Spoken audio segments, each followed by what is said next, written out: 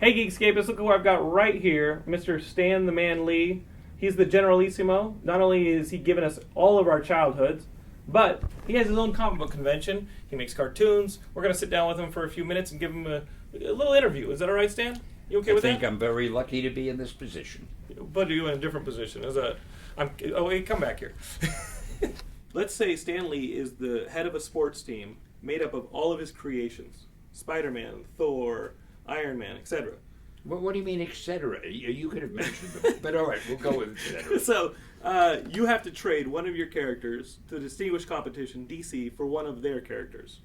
Which of your characters do you trade, and which of theirs do you select? Trade one of the Marvel characters, one of the ones I helped to create, with, the DC characters?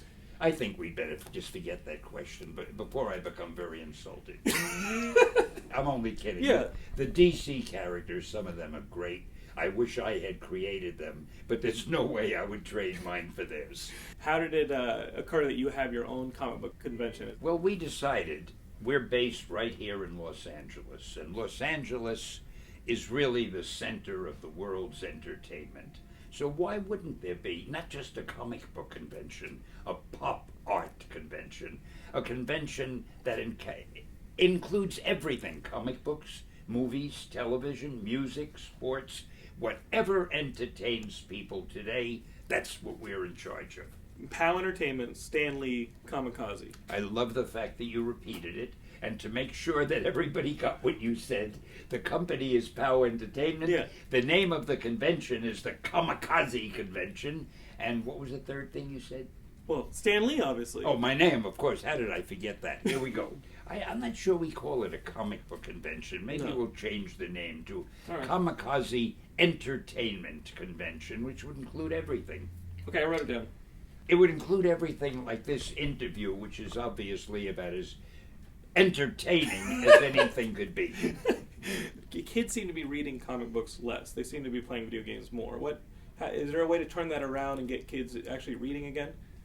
The thing is, thanks to the movies, people have now turned to the comic books. People who wouldn't normally read a comic book because they can't get enough of the adventures of Captain America and Spider-Man and Thor, etc. But I really think that reading is going to become a lost art because more and more entertainment has become visual.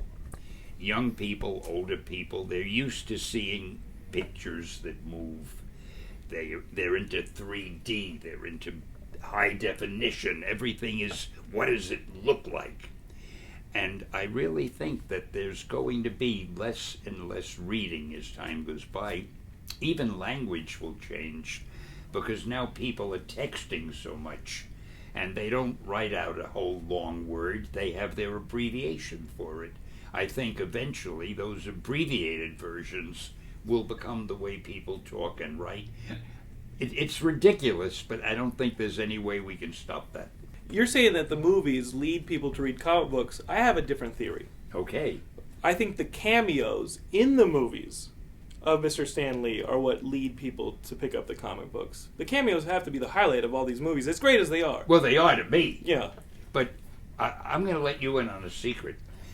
It's the cameos that make the movies so successful and make so much money. Now, you're supposed to say, how come? Well, how come? Well, here's why. The cameos are very brief, as you know, just a couple of seconds. In those 2 seconds, somebody might reach down for some popcorn or turn away, and they've missed the cameo. Now, obviously, if a theatergoer has missed one of my cameos, there's only one thing to do. They run to the box office, buy another ticket, sit through the movie again, because they don't want to miss the cameo. So I figure half of the money made on every movie is because of my cameos. Now, that makes a lot of sense. I'm sure you agree. It makes a ton of sense. I think they should actually make a Stan Lee movie. Like, have you as the lead. I think of every one of them as a Stan Lee movie. The cameo, of course, is the high spot. I did such a wonderful thing for the human race that why do I have to pay taxes? Shouldn't I be tax exempt? Nobody else has created these characters. Use your influence. Contact Washington. I will. Okay, thank you. During your bachelor days, I heard a rumor that you were very popular with the ladies. Isn't everybody? No, I mean, I thought it was natural. I was a mess as a single person. What advice would you give to a guy who's maybe into comics and video games like myself, but was also single? I'd say get married. Wait, aren't you putting the cart before the horse on that one? No, it's up to every guy to do his own thing. It's up to every girl to do her own thing. When you meet Miss Right, don't let her get away. Kidnapper? Is that why Spider-Man has webs? No, you don't need webs. You just need that certain indefinable something, that charm, that sex appeal, that well, you know, some of us have it and some of us, it's hard to explain. You know, if you take any of this seriously, I'm going to be very embarrassed. You guys just premiered a brand new cartoon. The cartoon movie, Mighty Seven. Mm-hmm. This is based on the Stanley comics that have been out for a year. Now there's a cartoon. We don't just think of it as a cartoon. Mm-hmm. This is an animated motion picture. My apologies, sir. With a very involved and meaningful plot. It's very thought-provoking. It's very exciting. The visuals are incredible.